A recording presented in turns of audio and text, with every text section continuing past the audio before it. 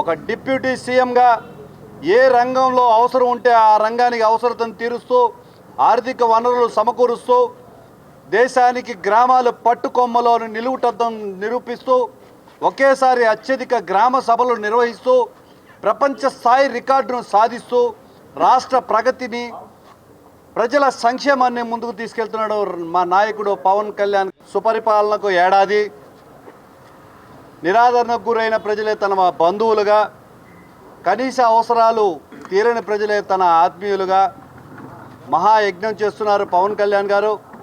ప్రజా పోరాట యాత్రలో తాను చూసిన సమస్యలన్నింటినీ ఒక డిక్షనరీగా మైండ్లో రాసుకొని వాటి సమస్యల పరిష్కారానికి అధికారంలోకి వచ్చిన తర్వాత దానికి కావాల్సిన సమాహారాన్ని ఎత్తుక్కొని ఆర్థిక వనరులను ఎత్తుక్కొని అందరూ సమానమే అని భావించే మహాత్ములు అధికారంలోకి వస్తే ఎలా ఉంటుందో ఈరోజు కూటమి ప్రభుత్వంలో డిప్యూటీ సీఎంగా పవన్ కళ్యాణ్ గారు చూపిస్తున్నారు.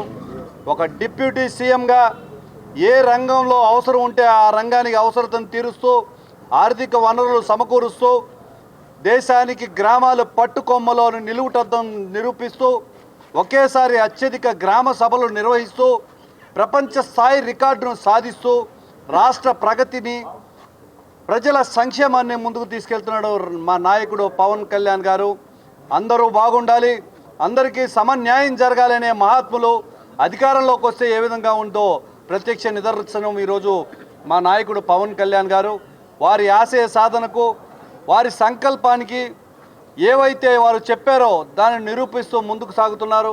ఈరోజు వైసీపీ నాయకులను చూసినట్లయితే గడిచిన సంవత్సరం రోజులు ఏ ఏ రంగాలు అభివృద్ధి పడ్డాయి అనేది ఒకసారి చూసుకొని మీరు మాట్లాడాల్సిన పరిస్థితి ఉంది. నెల్లూరు టౌన్లో చూస్తే ఒక నాయకుడు, వైసీపీ నాయకుడు, తన వెనక ఎవరున్నారో కూడా తెలియదు, పాత నాయకులందరూ పారిపోయారు, డబ్బిచ్చి తీసుకున్న జనాభాతో ఏదో హంగామా చేస్తున్నాడు. ఇంకో పక్క అంబూతులాగా రంకెలేస్తూ అంబటి రాంబాబు పోలీసుల మీదకి కాలు దూపే పరిస్థితి ఉంది. ఇక ఫ్రస్ట్రేటెడ్ ప్రసన్న గురించి మనం చెప్పాల్సిన అవసరం లేదు. ఏం మాట్లాడుతున్నాడో అతనికి తెలియదు, ఏం చేస్తున్నాడో అతనికి తెలియదు. ఒక నాయకుడిగా ఏదో నిరసన చేపట్టడానికి వచ్చిన నువ్వు కులాన్ని గురించి, వ్యవస్థ గురించి మాట్లాడే కనీస అర్హత లేదు. నీ మాటలతో చేతలతో ప్రజలందరూ కూడా విసిగిపోయిన పరిస్థితి ఉంది. 25 సంవత్సరాలు కోవూరు ఎమ్మెల్యేగా నువ్వు సాధించింది ఏమీ లేదు. తుత్తుత్త మాటలు తప్పిస్తే మీ కోవూరు ప్రసన్న కుమార్ రెడ్డి గారి తండ్రి గారికి మంచి పేరుంది, శ్రీనివాసరెడ్డి గారికి. ఆ పేరంతా కానూకారని చెప్పి అందరికీ తెలుసు, మీరు మాట్లాడాల్సిన అవసరం లేదు.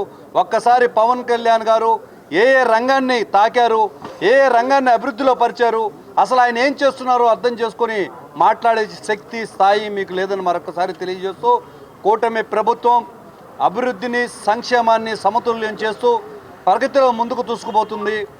రానున్న 30 సంవత్సరాలు కూడా కూటమి ప్రభుత్వం ముందుకెళ్లాలనే విధంగా ఈరోజు ప్రభుత్వం ముందుకు సాగుతుంది. ఈ రోజున కూటమి ప్రభుత్వం అధికారంలోకి వచ్చి దాదాపుగా సంవత్సరం అయింది. దాదాపు కాదు, 4వ తేదీకి సంవత్సరం అయింది.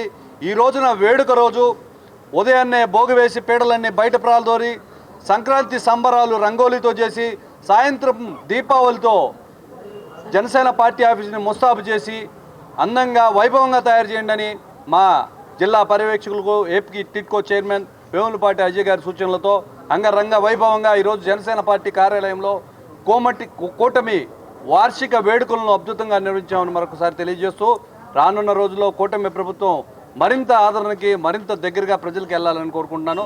జై జనసేన, జై.